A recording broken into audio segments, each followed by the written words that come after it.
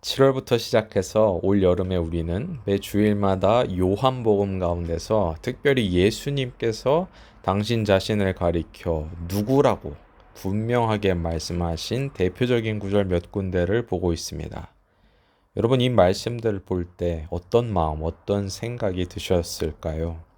너무나 직선적이고 대담한 말씀이어서 어쩌면 조금은 당혹스러운 마음이 들었을지도 모르겠습니다. 하지만 이와 같은 말씀들이 가진 장점 혹은 특징도 분명한데요. 사람으로 하여금 예수님과 정면으로 마주하게 한다는 점이겠습니다.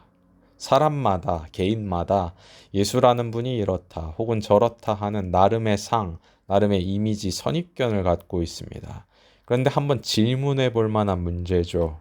나의 예수, 내가 그리는 예수는 말씀이 기록하여 증언하는 예수와 얼마나 일치하는가? 질문해 볼 만한 문제입니다. 요한복음 말씀 속에서 예수님은 본인이 가진, 당신 자신이 가진 자의식을 숨김없이 드러내십니다. 그분이 누구인지, 왜 세상에 왔는지, 무엇을 이루고자 왔는지, 또 인간에게 무엇을 주기 위해, 이루기 위해 왔는지를 직접적으로 분명하게 말씀하십니다. 말씀은 또한 단지 예수님의 그런 자기소개와 설명으로만 끝나지 않습니다. 한층 더 나아가서 그렇게 말씀하시는 그분을 믿고 받아들여야 사람이 살 수 있다는, 하나님이 주시는 진정한 생명을 얻을 수 있다는 믿음으로의 요구와 도전으로 나아갑니다. 거기엔 어떤 물러섬도 없고 우회도 없습니다. 그러다 보니까 요한복음에서 예수님의 말씀이 늘 끝나고 나면 사람들이 두 부류로 갈리게 됩니다. 그분의 말씀을 믿고 받아들이고 그분을 영접하기로 선택하는 자들과 그분이 미쳤다고 여기며 그분의 말씀을 거부하는 자로 나뉘게 됩니다. 예수님의 말씀이 너무나 대담하고 또 분명한 나머지 다른 제3의 선택지를 허용하지 않는 겁니다. 이 대담함과 분명함은 오늘 본문 말씀 속에서도 잘 나타나고 있습니다. 예수께서는 자신을 가리켜 길이라 말씀하십니다. 내가 곧 길이요. 여러분, 길이라니 무슨 말씀일까요? 성경에선 종종 사람이 삶을 사는 것, 인생을 살아가는 것을 길을 걷는 일에 비유하여 표현하곤 합니다. 동서양 전통에서도 다 발견되는 것이고 오늘날을 살아가는 우리에게도 낯선 표현이 아니죠. 그러다 보니까 누군가가 여러분에게 와서 당신은 어떤 길을 걸어왔습니까? 당신 어떤 길을 걷고 있습니까? 라고 묻는다면 어렵지 않게 이 사람이 여러분의 삶에 대한 질문을 하고 있음을 알아챌 수 있을 겁니다. 그런데 이 질문이 어떤 이 질문에 어떤 방점을 두고 해석하느냐에 따라서 이 질문에 대한 답변이 다양하게 나올 수 있어요. 예를 들어서 첫째로 이 질문이 내 전공과 내 직업을 묻는 질문으로 이해하고 해석하게 되면 그런 경우에 제 개인적인 경우에 답변은 저는 고등학교를 졸업한 이후로 줄곧 신학의 길을 걸어왔습니다. 혹은 현재 저는 목회자의 길을 걷고 있습니다. 그 정도가 될 것입니다. 그러나 둘째로 이 질문의 방점을 내가 그간 살아온 삶 혹은 현재 내 삶의 현재 상태에 대해 느끼는 바, 만족도를 묻는 질문으로 해석해 보자면 다른 방식의 대답이 나올 수도 있겠습니다. 비교적 행복하고 만족스러운 삶을 살아오고 있다면 저는 평탄한 길을 걸어왔습니다. 라고 대답할 수도 있겠죠. 반대로 만만치 않은 삶의 현실을 보냈고 또 보내고 있는 경우 험난한 길을 걸어왔습니다. 혹은 가시밭길을 걷고 있습니다. 라고 대답할 수 있을 것입니다. 여러분, 사람들이 삶의 길에 관하여 생각하고 또 고민할 때 그 주제는 보통 이런 것들입니다. 전공 선택하는 문제, 직업의 문제, 개인적인 삶의 상황과 내가 느끼는 주관적인 만족도에 관한 문제, 이런 것이 삶의 길의 문제에 있어서 중요한 고민거리, 중요한 문제로 여겨집니다. 세상 사람들만 그런 것이 아니고요. 예수를 믿는 사람들도 당연히 이런 고민들을 하며 살아갑니다. 그런데 삶을 길에 비유하여 표현한다고 했을 때 여전히 다루어지지 않은 마지막 세 번째 부분이 하나 남아 있습니다. 어쩌면 그것이야말로 가장 근본적인 질문일지도 모릅니다. 그것이 무엇이냐면요. 바로 목적지에 관한 질문입니다. 길, 여정, 여행의 끝에는 목적지가 있겠죠. 어쩌면 인간이 삶을 길로 표현하는 가장 큰 이유는 마치 길처럼 여정처럼 삶에도 시작과 출발점이 있고 그리고 반대편에는 끝과 목적지가 있음을 의식하고 있기 때문일 것입니다. 그런데 누군가가 나에게 질문할 때, 혹은 내가 내 스스로 질문할 때, 나는 어떤 길을 걷고 있는가? 당신은 무슨 길을 걷고 있습니까? 라고 질문할 때, 대체로 우리의 대답에는 분명한 목적지가 없는, 혹은 목적지를 전혀 의식하고 있지 않은 것은 아닐까요? 목적지가 분명하게 있어야 내가 가고 있는 이 길이 올바른 길인지, 이 길이 제대로 난 길인지, 내가 잘 걷고 있는지 점검하고 판단할 수 있는 것은 아닐까요? 만약 목적지가 없는 길이라면, 내가 그런 길을 걷고 있다면 어쩌면 나는 방황하고 있는 것은 아닐까요?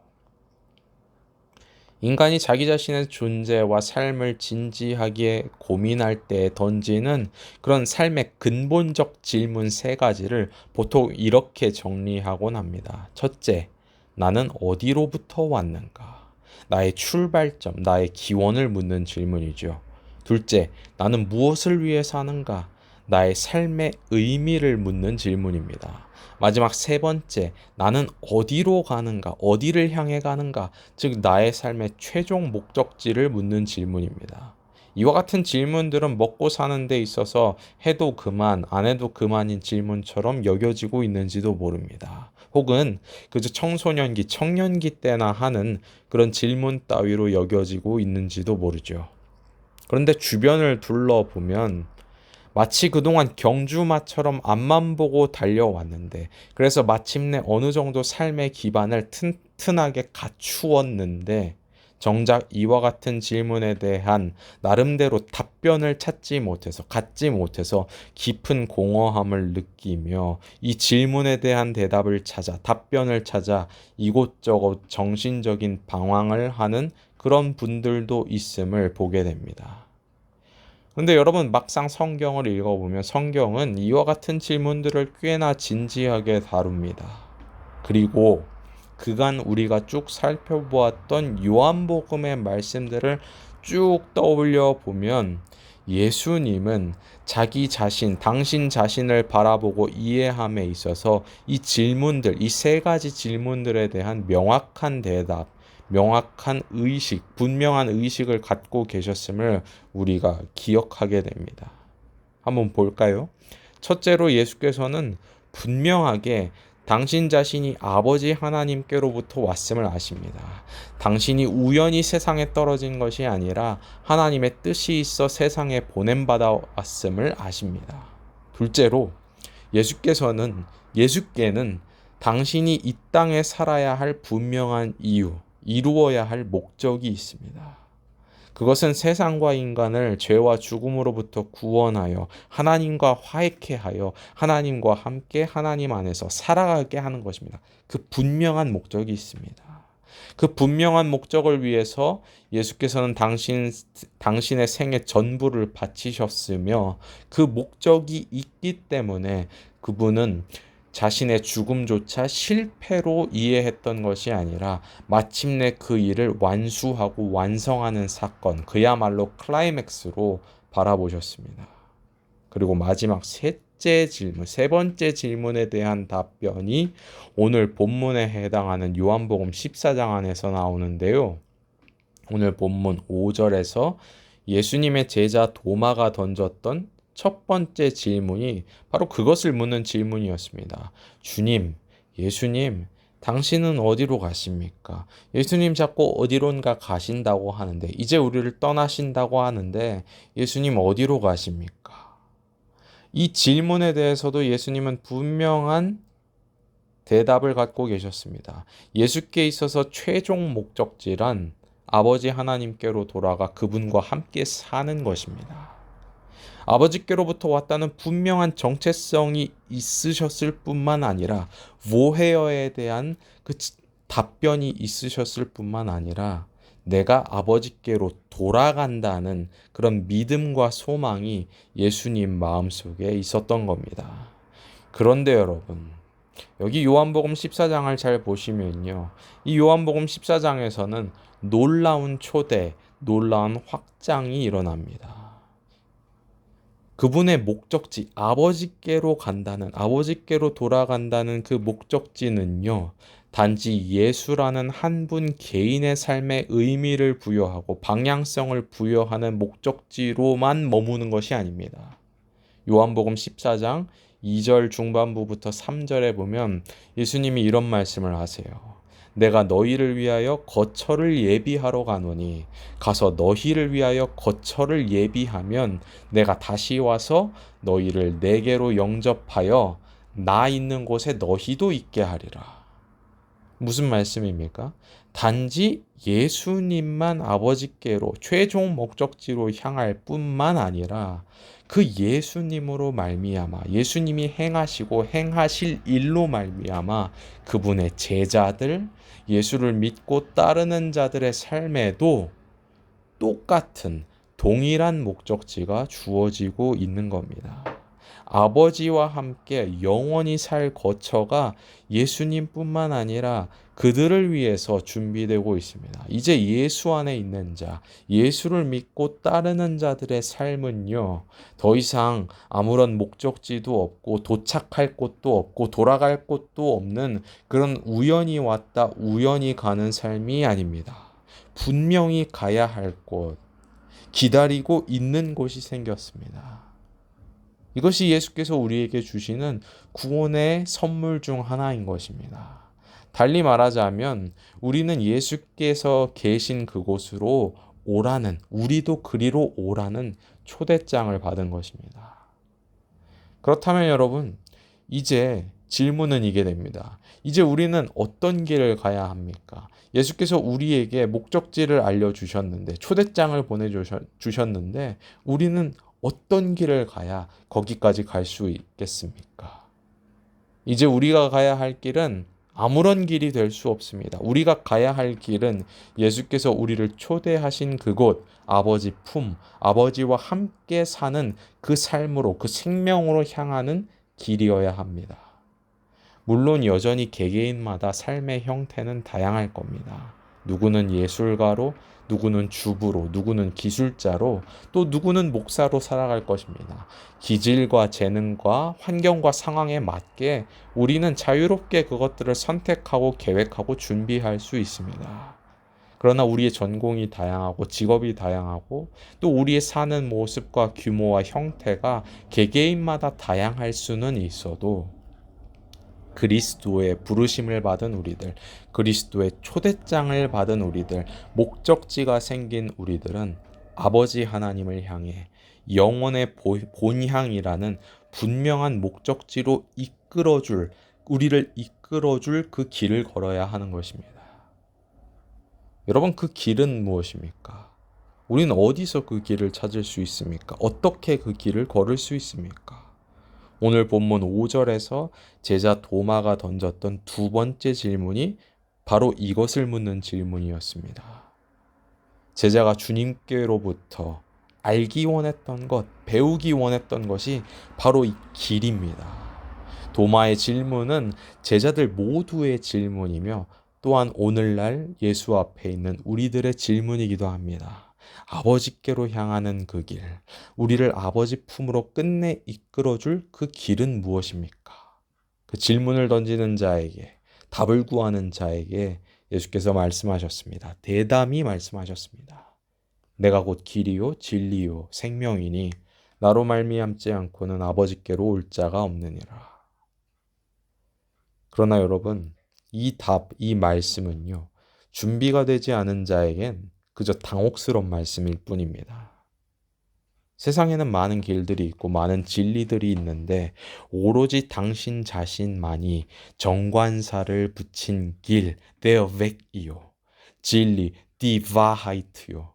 생명, das Leben이라고 말하는 것이 사람에게 너무나 불쾌하게 여겨지는 것이죠. 나로 말미암지 않고는 안 된다고? 예수는 왜 신을 독점하려 하는 것일까? 예수의 저런 태도는 오늘날의 세상과 사회에 아무런 도움, 아무런 유익이 안 되는 굉장히 오만하고 독선적인 태도가 아닌가? 여러분, 이 말씀은요, 참으로 큰 토론과 논쟁을 낳을 만한 말씀이고, 실제로 그랬고, 오늘날도 그러고 있습니다. 정말 이에 관해서 많은 이야기들을 할 수 있겠지만, 우리에게 주어진 제한된 시간 가운데 오늘 우리는 이 본문 6절 말씀에 대한 몇 가지 부분들만 생각해 보면 충분할 것 같습니다.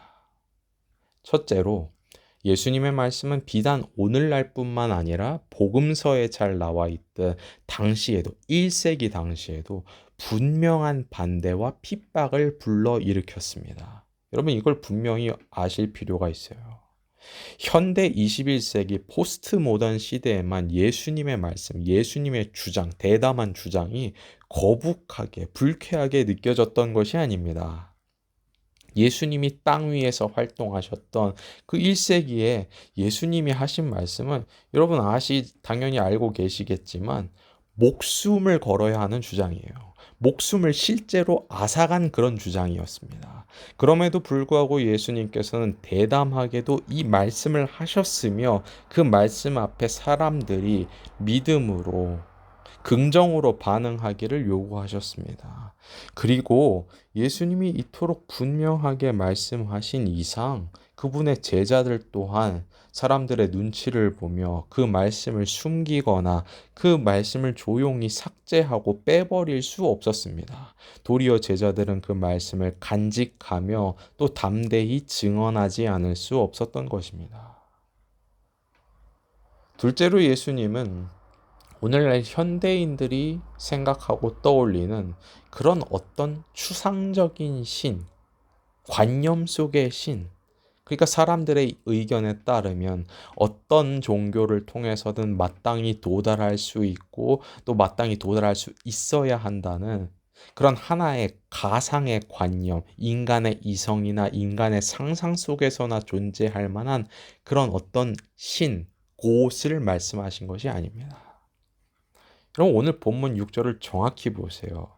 오늘 본문 6절 후반부의 대담한 말씀을 잘 보시면요. 예수님 이렇게 말씀하시죠. 나로 말미암지 않고는 아버지께로 올 자가 없느니라. 아버지께로 올 자가 없다고 구체적으로 말씀하셨습니다. 여러분 지난 시간 말씀에서도 그랬지만 이 구체성이 굉장히 중요합니다. 참 중요해요. 그러니까 예수님은 무슨 관념 속에 있는 두리뭉실한 신을 말씀하신 것이 아닙니다. 그런 신을 가리킨 것이 아닙니다. 도리어 예수님께서는 구체적으로 구약 성경이 말해왔던 하나님, 그리고 무엇보다 예수님 당신 자신이 아바 아버지라고 불렀던 그 하나님, 예수님 당신 자신이 영원토록 완전한 교제와 연합을 누려왔던 그 교제와 연합의 대상이었던 그 아바 아버지 하나님께로 나아가는 길이 바로 자기 자신이라고 말씀하신 것입니다. 그 아버지께로는 나로 말미암지 않고는 올 수가 없다고 말씀하신 것입니다. 그리고 여러분, 그 아버지 하나님과 인간을, 죄인을 화해케 하기 위해서, 길을 뚫기 위해서, 누구라도 그 길을 통해 아버지께로 나아갈 수 있게 하기 위해서, 아버지와 함께 영원히 살게 할 그 처소를 예비하기 위해서 예수님이 죽은 겁니다. 죽으신 겁니다. 모든 수치와 오명과 죄책과 심판의 형벌을 자기 게 아닌데 대신 지시고 십자가에 죽으셨습니다. 그래서 베드로전서 3장 18절에 봐도 이런 말씀이 나오는데요. 그리스도께서 단번에 죄를 위하여 죽으사 의인으로서 불의한 자를 대신하셨으니 이는 우리를 하나님 앞으로 인도하려 하심이라. 하나님 앞으로 인도하려 하심이라. 분명한 목적이 있죠. 달리 말하자면 무슨 말씀입니까? 길을 열어주셨다는 겁니다. 그분이. 아버지께로 나아갈 수 있는, 구체적으로 그 아버지 하나님께로 나아갈 수 있는 그 길이 되어주신 것입니다. 오늘 말씀 속에서 예수님이 자신을 가리켜 진리라고 말씀하실 때도 마찬가지입니다. 여러분, 예수님이 자신을 가리켜 진리라고 말씀하셨을 때, 내가 길이요 진리라고 말씀하셨을 때, 우리가 예수 안에서 마주하게 된 그 진리는요, 어떤 추상적인 진리가 아닙니다. 여러분, 세상에는 다양한 지식들이 있죠. 혹은 이렇게 표현해 보겠습니다. 세상엔 다양한 진리들이 있겠습니다. 예를 들어서 물리학적인 진리도 있고, 화학적 진리, 생물학적 진리, 수학적 진리도 있겠습니다. 그런데 예수 그리스도가 정관사가 붙은 진리, die Wahrheit이신 이유는 그분이 우리에게 그 누구보다 크시며 세상 모든 것의 근원이 되시며 목적이 되시는 그 하나님, 구약 성경이 우리에게 만물의 창조주요 만물의 통치자로 부르는 그 하나님, 죄인을 불쌍히 여기시고 세상을 사랑하사 독생자를 이 땅에 보내어 세상을 포기하지 않고 세상과 인류를 구원하시기로 뜻하신 그 하나님, 자비로운 아버지 하나님을 우리에게 드러내고 우리에게 보여주시기 때문입니다. 예수께서. 여러분, 만약에 가상의 어떤 신이 있다고 한번 생각해 봅시다. 상상해 봅시다. 여러분, 그 신이 정말로 있다고 할지라도 그 신이 여러분을 사랑하고 여러분을 자비롭게 대할 신인지, 아니면 여러분을 억누르고 여러분을 학대할 신인지, 그 신이 정령 선하고 의로운 존재여서 우리가 믿고 신뢰하고 의지할 만한 신인지, 아니면 그 신이 무자비하고 불의한 존재인지 여러분 어떻게 알 수 있습니까? 알 길이 없는 거죠. 계시하지 않는 이상. 그러나 예수 그리스도 안에서 나타난 하나님은 그런 미지의 신이 아닙니다. 먼 하나님, 낯선 하나님, 공포와 두려움의 대상이 아닙니다. 왜냐하면 예수 그리스도 안에서 드러났기 때문입니다. 진리가 보여졌기 때문입니다. 우리를 사랑하시는 하나님, 선하신 목자 되신 하나님, 우리를 용서하시기를 기뻐하신 하나님, 우리와 함께 살기를 원하시고 기뻐하시는 하나님, 우리의 삶의 끝에서 마지막 지점에서 우리를 기다리고 계시며 우리를 맞이하실 아버지 하나님으로 예수 그리스도 안에서 드러났기 때문입니다. 여러분, 우리는 추상적인 신을 믿는 것이 아닙니다. 예수께서 보여주신 아버지를 믿는 것입니다. 그 아버지 하나님을 구체적으로, 실체적으로 보여주는 분이 바로 예수 그리스도이기 때문에 예수는 길이자 또한 동시에 진리인 것입니다. 하나님을 아는 진리가 그분 안에 있습니다. 마찬가지로 오늘 말씀 속에서 예수님이 당신 자신을 가리켜 생명이라 말씀하신 것도 그렇습니다. 예수가 곧 생명이라는 선언 우리 이미 많이 봤죠. 오직 예수께서 우리에게 생명을 주실 수 있다는 말씀 또한 매우 구체적인 의미를 지니고 있어요. 여러분, 여기서 예수님 말씀하신 생명, 내가 곧 생명이다 말씀하실 때 그 생명은요, 추상적인 생명, 추상적인 영생, 과거 중국의 진시황이 원했던 그런 영생불사와 같은 것이 아닙니다.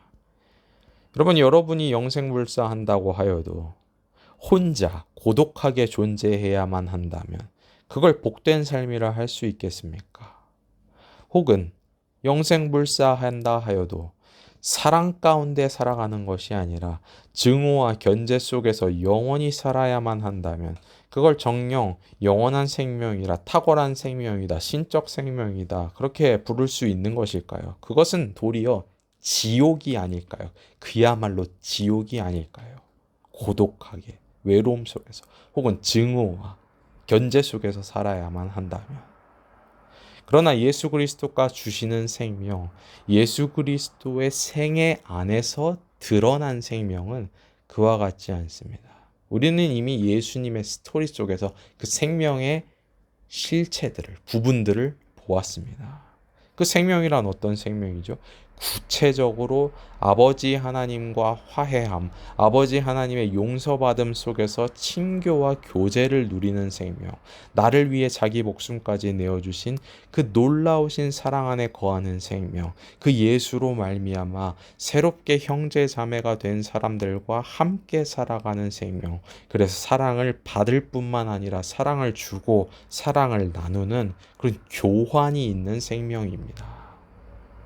예수의 스토리 속에서 우리는 그 생명을 보았어요. 우리는 그 삶의 방식, 라이프 스타일을 보았습니다. 정리하자면 우리가 성경이 말하고 증언하는 말을 구체적으로 또한 주의 깊게 듣는다면 정녕 예수께서 길이시고 진리이시고 생명이시며 그분이야말로 우리를 아버지께로 이끌어주는 유일한 구원자이심을 고백하지 않을 수 없습니다. 그 길을 걷는다는 것이 오늘 나의 기쁨이 되고 그 길 위에 걷고 있다는 것이 그 도상 위에 있다는 것이 죽음을 능가하는 죽음을 뛰어넘는 영혼을 향한 위로가 되는 것입니다. 마지막으로 한 가지 부분만 더 생각해 보면서 오늘 말씀을 마무리하려고 합니다. 여러분, 교회는요, 믿는 자들의 공동체인 교회는 예수의 말씀을 믿고 따릅니다. 우리 각자 직업은 다르고 삶의 모습도 다르지만 이 예수라는 길을 걸으며 아버지를 향해 하루하루 나아갑니다. 예수 안에서 아버지가 누구신지, 어떤 분이신지를 구체적으로 천천히 알아가고 배웁니다. 예수 안에서 아버지와 교제하는 새로운 삶, 사랑을 받으며 또 사랑을 나누는 새로운 생명을 살아가기 시작합니다. 그래서 그분은 길이요, 진리요, 생명입니다. 성경과 기독교는 그것을 믿고 신뢰하며 또 세상을 향해 그것을 증언해 왔습니다. 그런데 우리가 분명히 한 가지 이 지점에서 기억해야 할 것은 우리가 길, 진리, 생명으로 자랑할 수 있는 것은 자랑스럽게 증언하고 내어놓을 수 있는 것은 예수 그리스도 그분이지 우리들 자신 혹은 우리의 모임이나 조직으로서의 교회, 우리 스스로가 아니라는 점입니다. 여러분, 교회가 예수를 자랑하지 않고 자기 자신을 자랑할 때 교회에 속한 자들이 혹은 교회 리더들이 예수를 자랑하지 않고 자기 자신을 자랑할 때 교회가 예수를 길과 진리 생명으로 증언하지 않고 마치 자기 자신이 길이요 진리요 생명의 주인인 것처럼 행세할 때 교회가 섬기기보다는 고압적인 태도를 가지고 세상 앞에 나아가고 자랑할 때 여러분 어떻게 됩니까? 교회는 세상의 짐이 됩니다. 사람들을 오만하게 억압하는 압제자가 됩니다. 우리에게 무한한 은혜를 베푸신 주님께 오히려 깊은 근심거리가 될 뿐입니다. 따라서 우리는 반드시 이것을 기억해야 합니다. 잊지 말아야 합니다. 우리는 착각하지 말아야 합니다. 굉장히 중요한 문제입니다. 예수가 길이고 우리는요, 여전히 길 위에서 걷는 자들입니다. 우리는 이미 목적지에 도달한 자들이 아니에요. 레이스가 끝난 것이 아니라 우리의 레이스는 여전히 진행 중입니다. 여러분, 예수가 진리이고 우리는요, 여전히 예수 안에 있는 그 진리를 하나하나 차근차근 배워가는 자들입니다. 우리는 모든 것을 다 알고 있고 모든 진리의 꼭대기 위에서 남을 판단하고 정죄하는 자가 아니라 진리의 학생들이요, 말 그대로 제자들입니다. 여러분, 예수가 생명이고 우리는 그 생명을 살아가고 습득하는 자들입니다. 여전히 사랑의 교제로 새로워지는 그 삶을요, 그 삶을 살아가는 방식을요, 수많은 실패, 수많은 시행착오 가운데서 천천히 습득해 나가는 자들일 뿐입니다. 우리는 길 위에 있는 자들, 도상 위에 있는 자들, 여전히 걷고 있는 자들, 우리는 그런 사람들입니다. 바로 그렇기 때문에 우리는 주님의 담대하신 말씀을 믿음으로 신뢰하고 그 주님을 자랑하고 그 주님을 증언하되 동시에 겸손하게, 온유하고 겸손하게 우리는 그저 받은 자임을, 은혜의 빚진 자임을 결코 잊지 말아야 합니다. 그 태도를 결코 잊지 말아야 하고 그 태도를 가지고 세상 앞에 나아가야 합니다. 온유함과 겸손함. 부디 마치 우리 주님이 그리하셨듯 정말 담대해야 할 때 담대할 수 있는 용기와 또한 사람들 앞에서 사람들 사이에서 사람들을 대할 때 온유하고 겸손한 자세를 우리가 본받게 되기를 간구하며 소원합니다. 우리를 결국 아버지 품으로 그 목적지로 그 본향으로 온전히 이끌어줄 그 예수라는 길을 우리가 걷고 있음으로 인해 얻는 그 기쁨과 위로, 소망과 능력, 담대함과 겸손함이 우리 안에 충만하기를 성삼위 하나님의 이름으로 축원합니다. 아멘.